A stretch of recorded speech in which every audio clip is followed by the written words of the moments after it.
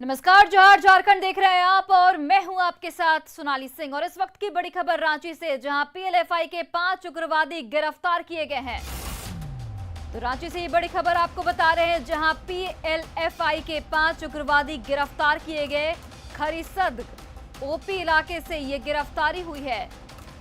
और आपको बता दें कि लेवी लेने ये सभी उग्रवादी पहुंचे थे और जमीन मालिक से की जा रही थी पैसों की मांग। हार्डकोर उग्रवादी जेठा कच्छप के महादेव कच्छप भाई भी इस दौरान गिरफ्तार किए गए हैं। और उग्रवादियों के पास से 4 बाइक भी पुलिस ने बरामद की है। तो सुरक्षा बलों को एक बड़ी कामयाबी मिली है। पीएलएफआई के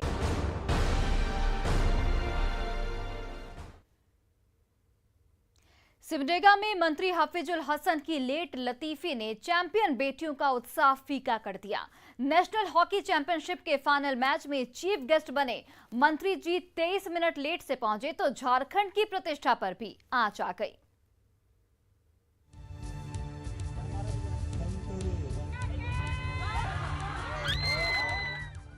कड़ी दोपहरी का समय है। एस्ट्रोटर्फ ग्राउंड में झारखंड और हरियाणा की चैंपियन बेटियां चिलचिलाती धूप में पसीने से लथपथ हो गई हैं।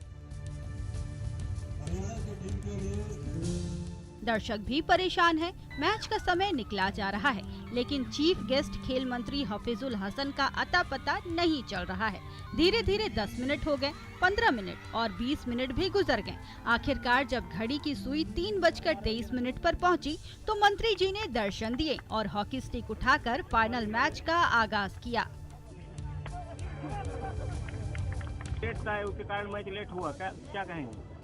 नमाज का टाइम था, नमाज पढ़ने में लेट हो गया। लेट था, उसके कारण मैच लेट हुआ। क्या कहेंगे? नमाज का टाइम था, नमाज पढ़ने में लेट हो गया। बाद में जब न्यूज 18 ने रांची में मंत्री हफीजुल हसन के सामने लेट लतीफी का सवाल उठाया, तो वो भड़क गए और बहाने बनाने लगे। सवाल से गुस्साने की जरूरत नहीं। गुस्साने का नहीं, ये सब फालतू सवाल मत कीजिए। मेरा 5 मिनट लेट हुआ है। रास्ता में हम बोले ना कारकर्ता का हुजूम था। 23 मिनट का लेट था मंत्री जी, 23 मिनट का लेट। नहीं 23 मिनट, 5 मिनट का लेट, 5 मिनट का सवाल से लेट। अभी समय नहीं है। कहा जा रहा है कि झारखंड की जो 3-2 से हार हुई, खिलाड़ी वार्म अप थे, आपके लेट आने की वजह से एक मैच बात करने मंत्री। खेल को खेल के तरह। हॉकी की नर्सरी सिमडेगा में national junior women hockey championship का फाइनल मुकाबला होना था। देश भर की चैंपियन बेटियां खेल मंत्री का इंतजार कर रही थीं। देश और दुनिया भर के दर्शक मैच देखने को बेताब थे, लेकिन 1-2 या 10 मिनट नहीं, बल्कि खेल मंत्री पूरे 23 मिनट लेट से एस्ट्रोटर्फ ग्राउंड पहुंचे। और तब तक चैंपियन बेटियों से लेकर देश और दुनिया भर के हॉकी प्रेमियों को एक एक पल गुजारना मुश्किल हो गया। मंत्री जी की इस लेट लतीफी ने पूरे देश के सामने झारखंड को शर्मसार कर दिया। खेल इतिहास में यह पहली बार हुआ है कि मुख्य अतिथि के नमाज पढ़ने में के कारण पूरा जो मैच है वो 25-30 मिनट विलंब से शुरू हुआ और इस मैच का सीधा प्रसारण 196 देशों में हो रहा था। तो आप सोच सकते हैं कि झारखंड की पूरे राष्ट्रीय और अंतर्राष्ट्रीय स्तर पर कितनी बदनामी हुई होगी। का एंगल देना मुझे लगता है कहीं न कहीं ये जो भाजपा मानसिकता वाले लोग हैं उनकी दिमाग की उपज है। ये बस हर एंगल में ध्रुवीकरण देखते हैं, वैसी बात नहीं है। इस तरह की हल्की बातें नहीं करनी चाहिए। झारखंड की बेटियों ने बेहतर परफॉर्मेंस किया है, आगे और भी बेहतर करेंगे, ऐसा उम्मीद है। कोई नेशनल मैच देर से शुरू हो, ऐसा कम ही होता है, लेकिन सिमडेगा में मंत्री की लेट लतीफी के चलते नेशनल चैंपियनशिप के फाइनल मुकाबले में हुई देरी ने खेल और खिलाड़ियों की उपेक्षा के साथ साथ कई राजनीतिक सवाल भी उठा दिए हैं। सिमडेगा से श्रीराम के साथ रांची से अविनाश, संजय और निरंजन की रिपोर्ट।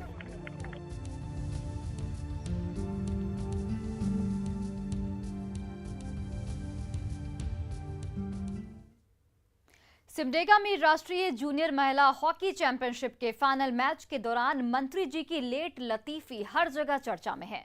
न्यूज 18 ने इस मामले पर खेल मंत्री से लगातार उनकी प्रतिक्रिया जानने की कोशिश की। हम इसका जवाब जानने विधानसभा भी पहुंचे। हमने उनसे जानना चाहा कि क्या वास्तव में नेशनल स्तर के फाइनल मैच के समय को क्या एक मंत्री की लेट लतीफी की वजह से बदला जा सकता है। हम लगातार मंत्री जी से सवाल पूछते रहे, लेकिन मंत्री जी हर सवाल पर हमें घूरते रहे और जवाब देने से बचते रहे, साथ ही अपनी जिम्मेदारी से भी भागते रहे। खेल मंत्री हाफिजुल हसन अंसारी से बात करने की कोशिश की न्यूज़ 18 से हमारे संवाददाता संजय कुमार सिन्हा ने।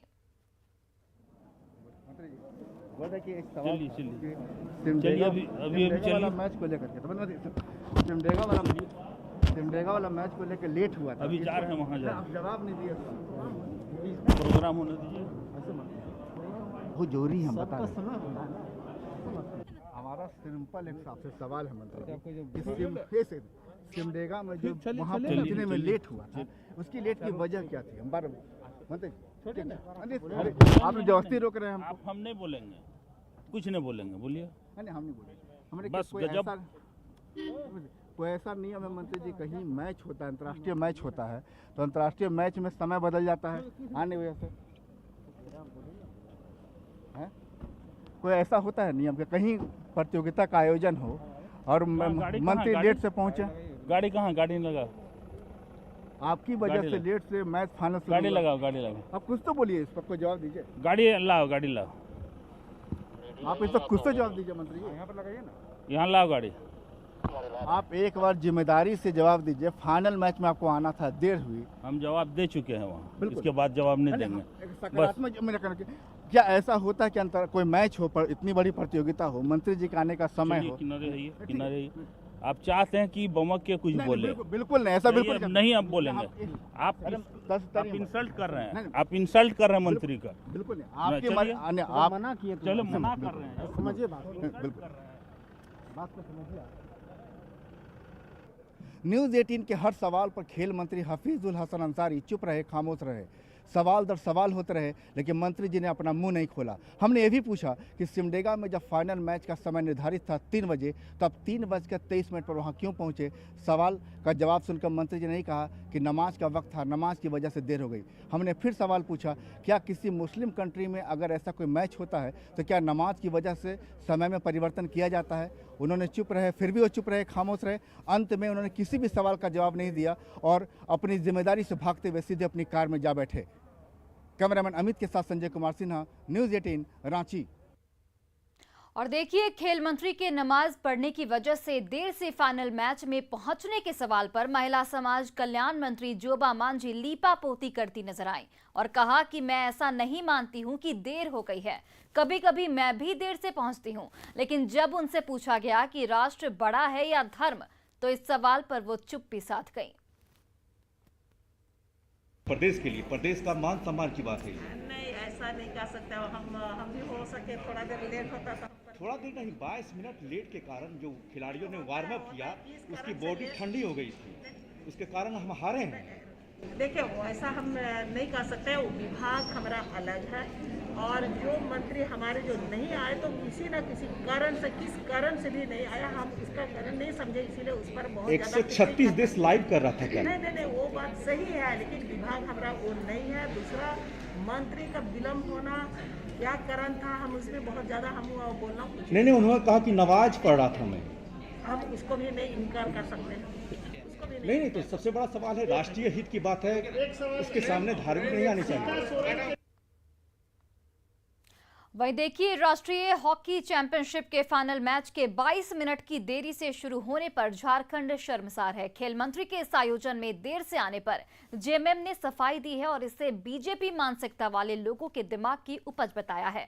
इधर कांग्रेस ने भी नमाज की वजह से खेल में देरी और इसी वजह से झारखंड की हार पर मंत्री का बचाव किया है। वहीं बीजेपी ने जेएमएम की सफाई को हास्यास्पद बताया है। साथ ही इस मुद्दे पर सेकुलर गैंग की चुप्पी पर भी सवाल उठाए हैं। कहीं न कहीं ये जो भाजपा मानसिकता वाले लोग हैं, उनकी दिमाग की उपज है। ये बस हर एंगल में ध्रुवीकरण देखते हैं, वैसी बात नहीं है। इस तरह की हल्की बातें नहीं करनी चाहिए। खिलाड़ी एक दूसरे के प्रतिद्वंदी होते हैं और उसमें जो मैच होता है उसमें हार जीत का फैसला होता है। इसलिए मंत्री रहे अथवा नहीं रहे, खिलाड़ियों को खेलना है। इसलिए हमको लगता है कि जुम्मा कोई बाधा नहीं बना है, नमाज कोई बाधा नहीं बना है। देश के खेल इतिहास में ये पहली बार हुआ है कि मुख्य अतिथि के नमाज पढ़ने में के कारण पूरा जो मैच है वो 25-30 मिनट विलम्ब से शुरू हुआ और इस मैच का सीधा प्रसारण 196 देशों में हो रहा था, तो आप सोच सकते हैं कि झारखंड की पूरे राष्ट्रीय और अंतर्राष्ट्रीय स्तर पर कितनी बदनामी हुई होगी। इमेजिन करें कि कोई मुख्य अतिथि हनुमान जी की आरती के कारण अगर विलंब से पहुंचता, तो पूरे देश का जो तथाकथित सेकुलर और लिबरल गिरोह है वो आज एक सुर में खड़ा होता।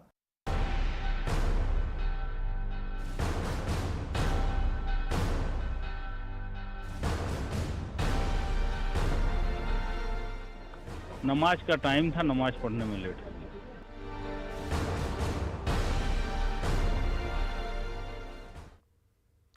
वहीं झारखंड में खनिज संपदाओं के नाम पर लूट मची है। खान विभाग के उप निदेशक के पत्र से ही इस खेल का खुलासा हुआ है।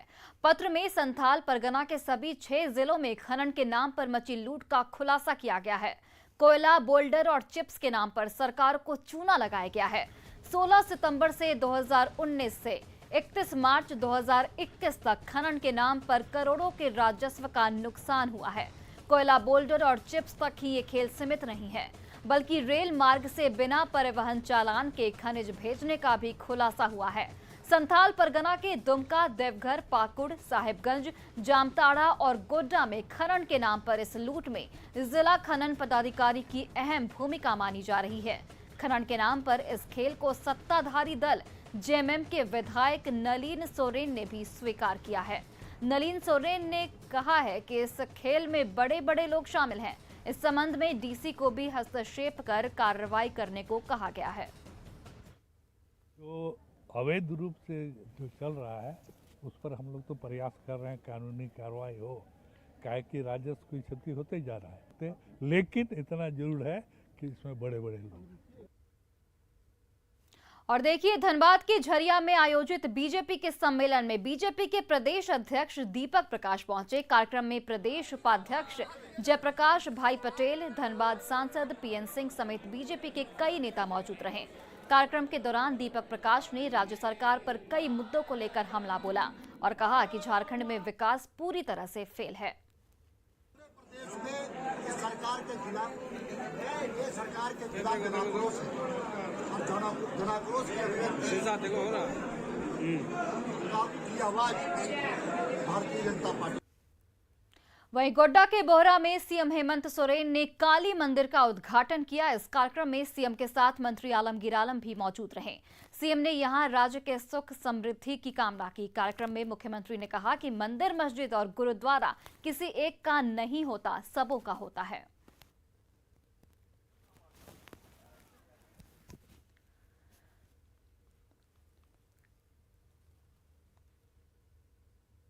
हम लोग तो माइक देखने के बाद वैसे भी नहीं रुकते हैं, घंटों बोलते हैं, घंटों आप लोगों से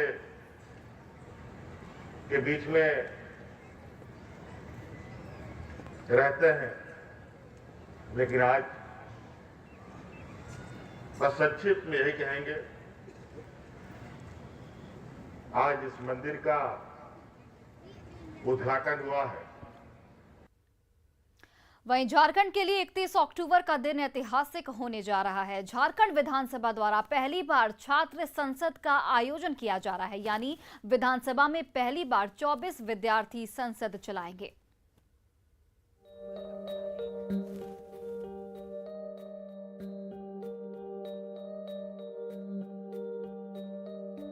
झारखंड विधानसभा के द्वारा प्रथम झारखंड छात्र संसद 2021 के 2 दिवसीय कार्यक्रम की आज शुरुआत हुई, जिसमें सीएम हेमंत सोरेन, विधानसभा अध्यक्ष रविंद्रनाथ महतो के अलावा संसदीय कार्य मंत्री आलमगीर आलम शामिल हुए। कार्यक्रम का मकसद आम लोगों तक विधायिका, कार्यपालिका और न्यायपालिका की जानकारी पहुंचाना है। देश में विधायिका कार्य कैसे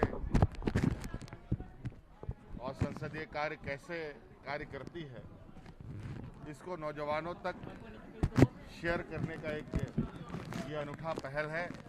व्यवस्था को सब लोगों को जानना चाहिए, समझना चाहिए।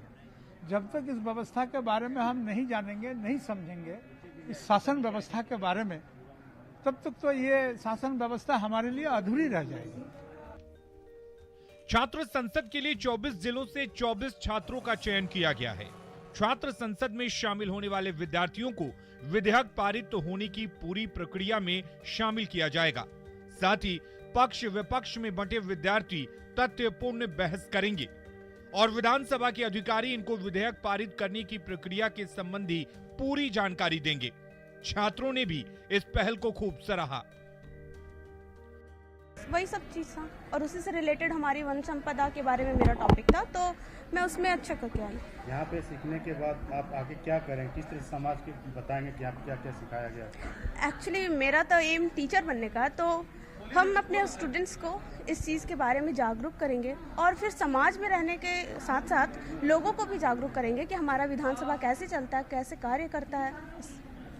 नहीं, इससे पूर्व में मैंने पुस्तकों में इससे जानकारियाँ लिया है, कुछ पुस्तकों को पढ़ा है, परंतु यहाँ पे हमारे गुरु समान राजनीति में कदम बढ़ाते वक्त हमारे गुरु समान यहाँ मुख्यमंत्री सभापति महोदय एवं विधानसभा मुख्य सचिव मिथिलेश कुमार मिश्रा के द्वारा जो मार्गदर्शन एवं राह दिखाया जा रहा है, उसमें हम राजनीतिक व्यवस्था के बारे में जान रहे हैं और इसके विषय में और जानने के लिए और उत्सुक हो रहे हैं।